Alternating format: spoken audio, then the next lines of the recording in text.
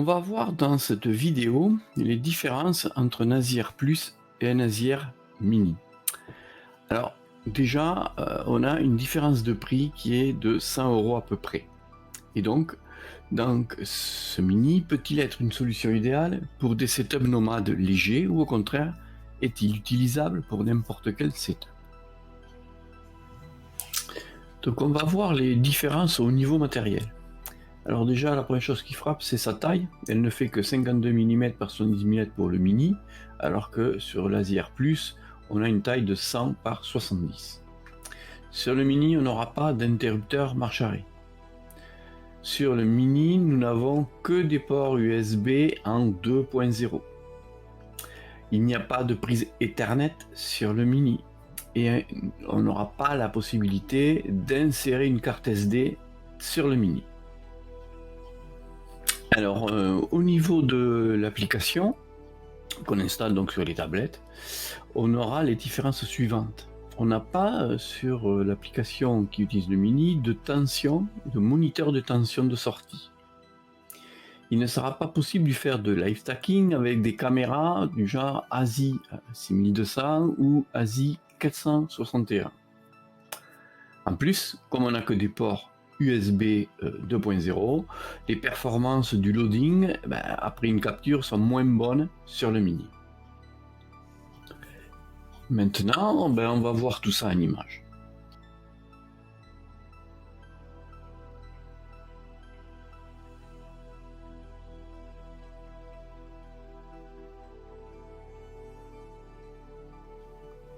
Donc ici, je vous ai mis donc les deux boîtiers, l'Azier Mini et l'Azier Plus, côte à côte. Et bien sûr, on voit que le Mini est bien beaucoup plus petit que l'Azier Plus.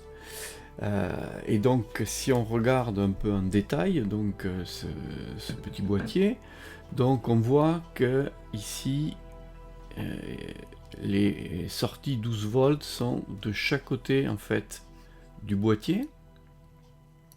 On peut brancher ici une caméra. Ici sur ce côté on a les ports USB 2.0. Voilà, donc on en a 4. Ici on a une antenne alors qui est un peu plus courte mais plus épaisse que sur l'Azier Plus. Enfin, on va avoir sur ce côté donc le fameux bouton reset classique, et ici on va avoir donc la connexion au 12 volts, et évidemment on voit qu'il n'y a plus le bouton marche arrêt. Ici ils ont conservé les petites LED qui permettent de voir si le Wi-Fi fonctionne et si tout est ok. Et on voit qu'en effet ici on n'a pas le port Ethernet qui était sur l'Azier Plus.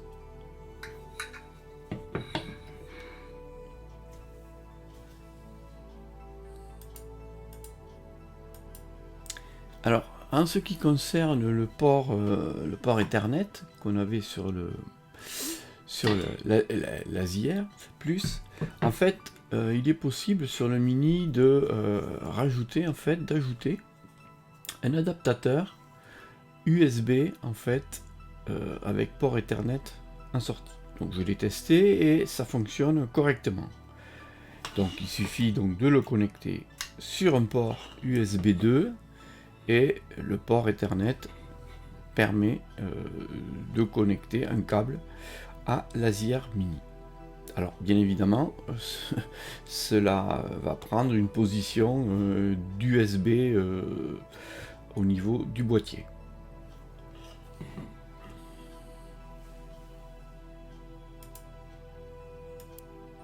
Donc on va voir maintenant un peu l'aspect au niveau de l'application et quelles sont les différences.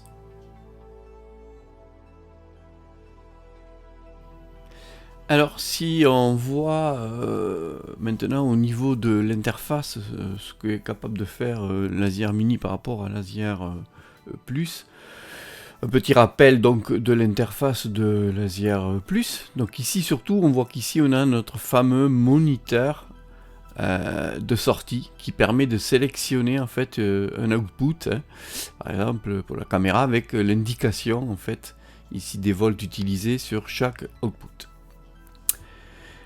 Ici on peut faire un premier test par exemple sur la ZR Plus sur 30 secondes pour vérifier en fait, alors j'accélère la vidéo pour voir le temps du loading.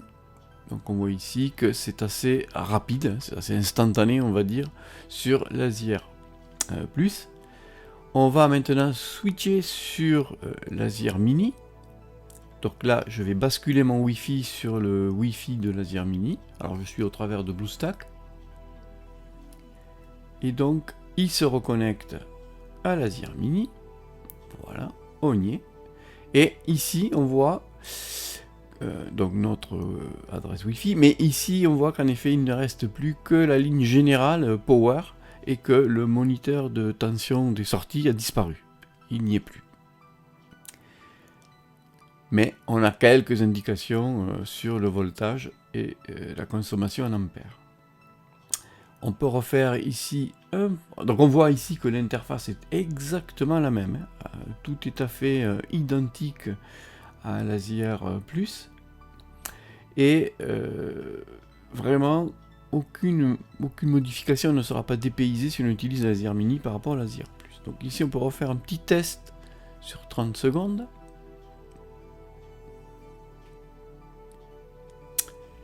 J'ai accéléré la vidéo et on va voir que ici on voit une petite latence en fait avant d'afficher l'image capturée. Donc on va voir, voilà, là il fait son loading et voilà. Donc là, alors je n'ai pas la même caméra des deux côtés, mais on voit que sur le Mini, évidemment, il y a un léger retard au niveau de l'affichage. Ici un petit exemple sur l'autorun, donc on voit que c'est exactement la même interface, rien ne change, c'est tout à fait la même interface au niveau de l'autorun, hein, puisqu'en fait c'est la même application qu'utilise la ZR Mini. Donc ici, voilà, bon, je peux mettre une séquence de 2, bon, voilà, donc c'est juste un petit exemple pour vous montrer que l'interface est exactement la même. Alors maintenant, si on va voir sur la ZR Plus, on voit que en effet on utilise 30 Go, mais qu'on a aussi la possibilité d'avoir une carte SD. Donc si on va voir sur, on va switcher donc sur la ZR Mini pour voir quel est l'espace disque utilisé. Donc là, il bascule.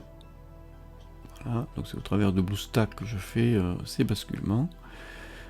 Ici, on va voir bon, que l'interface est exactement la même, et sur la mémoire, on voit qu'on a seulement, évidemment, que la mémoire interne de 30 Go et qu'on n'a pas de mémoire SD. Si maintenant on refait un test, donc là j'ai rebasculé sur la ZR Plus, on va faire un test un peu plus long sur 120 secondes, voir en fait, toujours pareil, les temps de loading entre les deux. Donc là j'ai accéléré la vidéo et on va voir le temps qu'il va mettre pour faire le loading. Préparing, voilà, donc là c'est quasi immédiat. Je vais basculer sur le Mini et on va relancer le même test. Donc là je choisis 120 secondes, voilà, et je relance. J'accélère la vidéo pour voir et on voit qu'il va faire l'étape de préparing, voilà. Le loading, et là on voit évidemment que le loading est légèrement plus long, mais vraiment, on ne peut pas dire que ça soit très significatif. Donc sur la ZR Mini, au niveau du stockage, il sera possible également, comme sur la ZR Plus, de venir connecter une clé USB. Cette possibilité est bien entendu toujours disponible également sur le mini. Hein. Donc il suffira après ici de choisir en fait où l'on veut stocker nos images ou nos captures. Alors ça sera peut-être vraiment utile lorsqu'on veut faire du planétaire où l'on doit stocker de grandes quantités de gigaoctets, sachant qu'il faudra quand même évidemment une clé assez rapide en écriture, sinon on risque d'avoir quelques soucis. Mais c'est à tester et la possibilité existe donc de connecter une clé USB.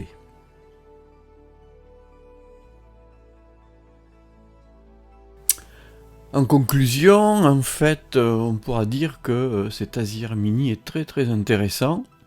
Comme je vous le disais, il y a une différence de 100 € avec l'Azier Plus, et donc pour des budgets serrés, il va être très intéressant, puisqu'il possède à peu près les mêmes caractéristiques que l'Azier Plus, si ce n'est qu'il manque quelques fonctionnalités au niveau matériel, hein, comme le bouton marche-arrêt ou la prise Ethernet, mais que l'on peut, comme je vous ai montré, rajouter par l'intermédiaire soit d'une interface USB Ethernet, soit également ajouter un cordon qui aurait cet interrupteur.